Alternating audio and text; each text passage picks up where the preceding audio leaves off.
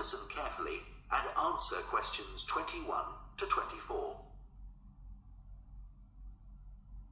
Okay, Rosie, shall we try to get some ideas together for our presentation on diet and obesity? Sure. I can talk about the experiment I did to see if people can tell the difference between real sugar and artificial sweeteners. Where you gave people drinks with either sugar or artificial sweeteners, and they had to say which they thought it was? Yeah, it took me ages to decide exactly how I'd organise it, especially how I could make sure that people didn't know which drink I was giving them. It was hard to keep track of it all, especially as I had so many people doing it. I had to make sure I kept a proper record of what each person had had. So, could most people tell the difference? Yeah, I hadn't thought that they would be able to, but most people could. Then there's that experiment I did, measuring the fat content of nuts, to see if the nutritional information given on the packet was accurate. The one where you ground up the nuts and mixed them with a chemical to absorb the fat? Yes. My results were a bit problematic. The fat content for that type of nut seemed much lower than it said on the package. But I reckon the package information was right. I think I should probably have ground up the nuts more than I did. It's possible that the scales for weighing the fat weren't accurate enough too. I'd really like to try the experiment again sometime. Before you hear the rest of the discussion, you have some time to look at questions 25 to 30. So, what can we say about helping people to lose weight? There's a lot we could say about what restaurants could do to reduce obesity.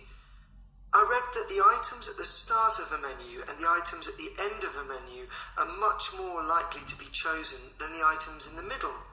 So, if you put the low-calorie items at the beginning and end of the menu, people will probably go for the food with fewer calories without even realising what they're doing. I think food manufacturers could do more to encourage healthy eating. How? Well, when manufacturers put calorie counts of a food on the label, they're sometimes really confusing, and I suspect they do it on purpose, because food that's high in calories tastes better, and so they'll sell more.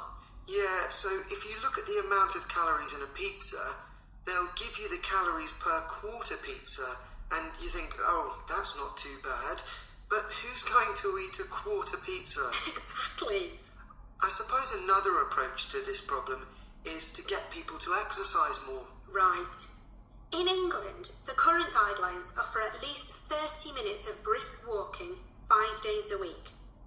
Now, when you ask them, about 40% of men and 30% of women say they do this.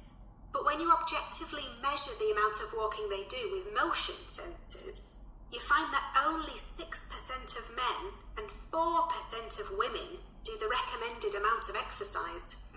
So you can see why obesity is growing. So how can people be encouraged to take more exercise? Well, for example, think of the location of stairs in a train station. If people reach the stairs before they reach the escalator when they're leaving the station, they're more likely to take the stairs.